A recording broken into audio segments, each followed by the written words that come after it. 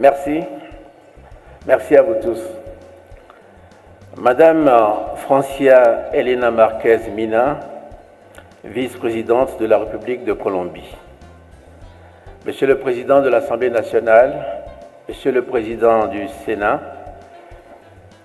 Mesdames et Messieurs les présidents des institutions de la République, Mesdames et Messieurs les ministres des pays du continent et des Caraïbes, Mesdames et Messieurs les membres du gouvernement togolais, Madame la Présidente du Parlement de la CEDEAO, honorables députés à l'Assemblée nationale, Monsieur le représentant du Président de la Commission de l'Union africaine, Madame la gouverneure du district autonome du Grand Lomé, Mesdames et Messieurs les chefs de mission diplomatiques et consulaires, ainsi que les représentants des organisations internationales accréditées au Togo.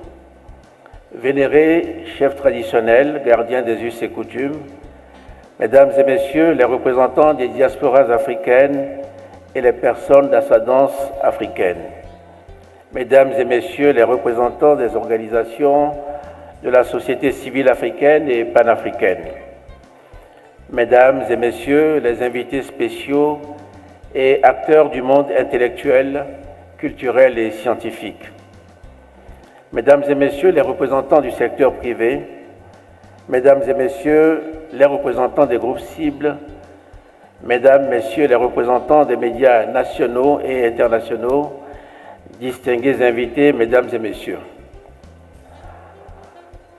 Pendant des siècles, nos peuples ont été dispersés, réduits au silence, orphelins de leur propre voix dans le concert des nations.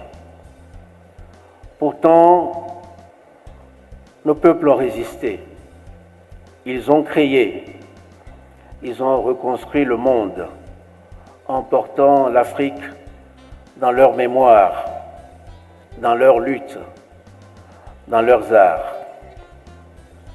Près d'un siècle après le premier congrès panafricain, voici que l'Afrique et sa diaspora se retrouvent à nouveau, debout, réunis, conscientes de leur puissance et de leur unité. Ce 9e congrès arrive à un moment où l'Afrique n'est plus périphérique, elle n'est plus silencieuse, elle est jeune, elle est forte, elle est ouverte au monde et déterminée à ne plus être modélée par d'autres.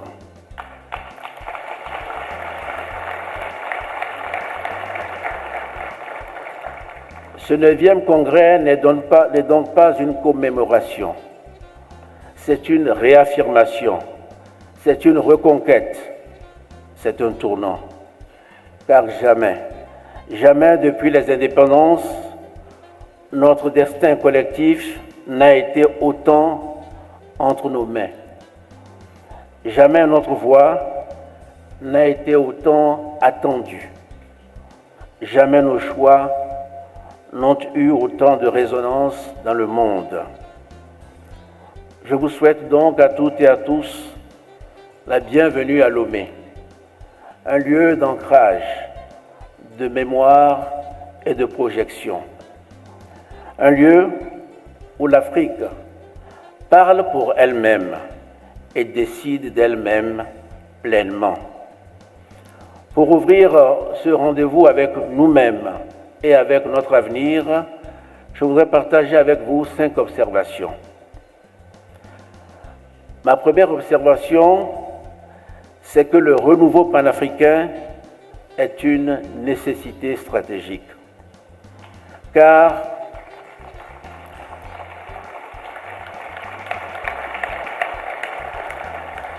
le monde change, l'ordre international se recompose, de nouveaux pôles émergent. Dans ce moment de transformation, une réalité s'impose. Aucune nation africaine ne peut affronter seule l'ampleur des défis contemporains, ni l'injustice climatique, ni les crises sanitaires, ni les fractures technologiques, ni la compétition économique mondiale. Le panafricanisme n'est donc plus seulement une idée, c'est un impératif, c'est une stratégie de souveraineté. Il s'agit de décider pour nous-mêmes, sur la base d'une vision collective, réaliste et ambitieuse. Le panafricanisme que nous appelons ici n'est pas celui des slogans. C'est un panafricanisme pragmatique et exigeant. Un panafricanisme qui unit nos peuples, nos cultures, nos marchés, nos savoirs. Un panafricanisme capable d'agir dans un monde qui, lui, ne nous attendra pas. Ce congrès doit réaffirmer une conviction simple. L'Afrique ne peut plus se contenter d'être spectatrice. Divisée, elle sera vulnérable. Unie, elle sera forte.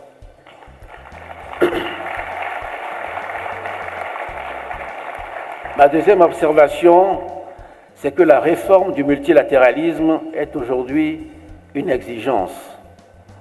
C'est l'autre évidence qui surgit de l'incertitude actuelle des équilibres géopolitiques. Le monde ne peut plus être gouverné sans l'Afrique. Aujourd'hui, le Sud global s'affirme et le système international qui a été conçu sans nous a été pensé dans un monde qui aujourd'hui n'existe plus. Nos nations étaient encore sous domination coloniale.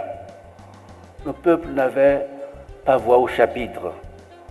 Et aujourd'hui, un continent de 1,4 milliard d'habitants, qui représente 28% des États membres de l'ONU, et bientôt le quart de l'humanité, n'a toujours pas de siège permanent au Conseil de sécurité. Ce n'est pas une anomalie, c'est une aberration.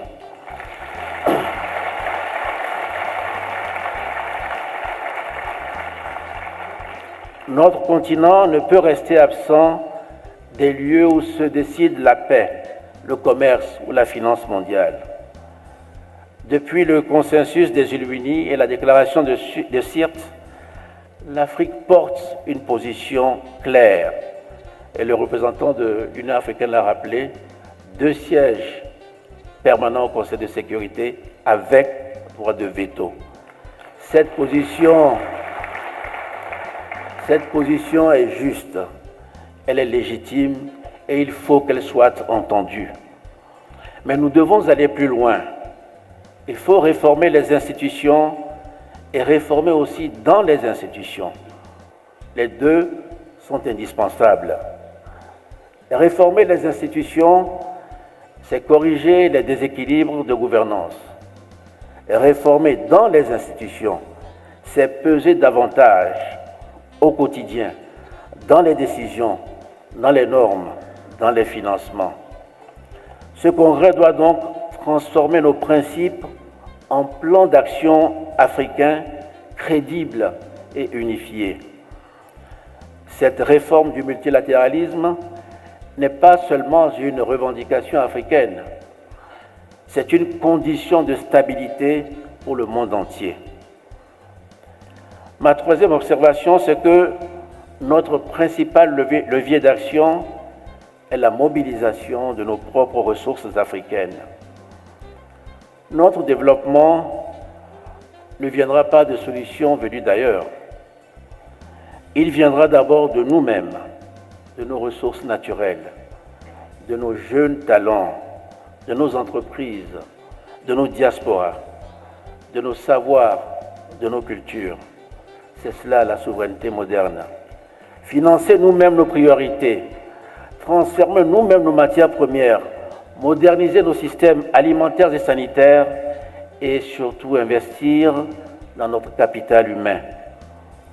Mobiliser notre capital humain, c'est aussi reconnaître la valeur de nos savoirs endogènes, nos langues, nos systèmes éducatifs. nos connaissances médicinales, nos traditions intellectuelles. Une Afrique forte est une Afrique qui croit en ce qu'elle sait, en ce qu'elle peut et en ce qu'elle est. Nous avons la jeunesse la plus dynamique du monde. Nous avons des terres abondantes. Nous avons des diasporas puissantes. Nous avons la créativité, l'énergie, l'innovation. Mobiliser notre capital, c'est transformer enfin ce potentiel en puissance. Ma quatrième observation, c'est que l'Afrique est une et indivisible. Le panafricanisme est global. Il est dans notre continent. Il est dans la diaspora. Il est dans notre jeunesse. La diaspora, les afro-descendants et les jeunes sont les trois forces motrices du renouveau africain.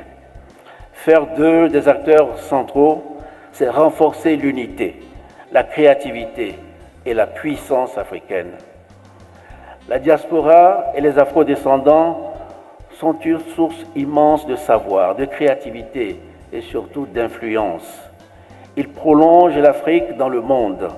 Ils élargissent notre horizon collectif. Notre jeunesse est notre plus grand atout stratégique. Elle porte l'innovation, le numérique, la culture, l'économie créative, les luttes sociales. Elle est prête si nous savons lui faire confiance.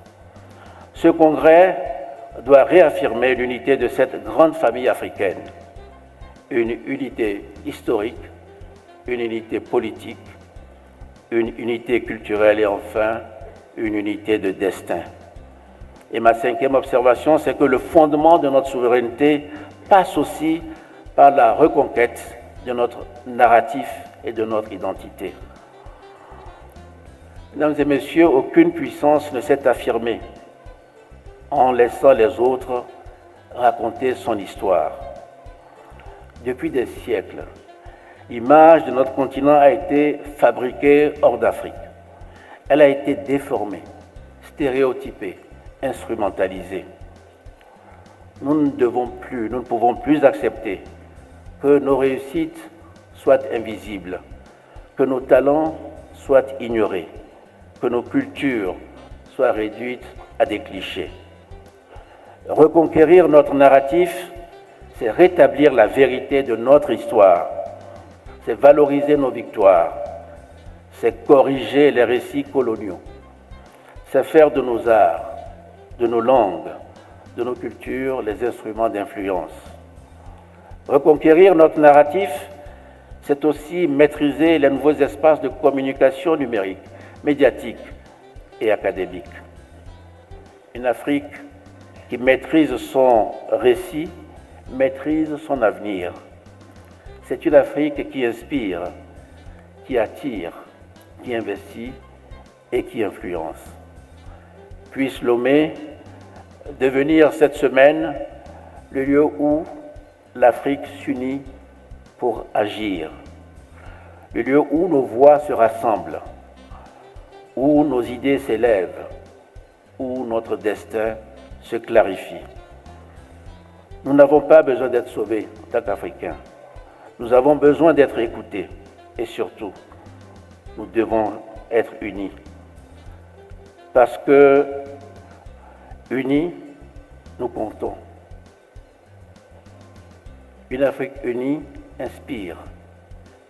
Une Afrique unie bâtit. Notre horizon commun est celui d'une Afrique connectée, inclusive et sûre d'elle. Nous pouvons écrire ensemble une nouvelle page de notre histoire, une page de dignité, une page de souveraineté, une page de renaissance. Sur ces mots, je déclare ouverts les travaux du 9e Congrès panafricain de Lomé.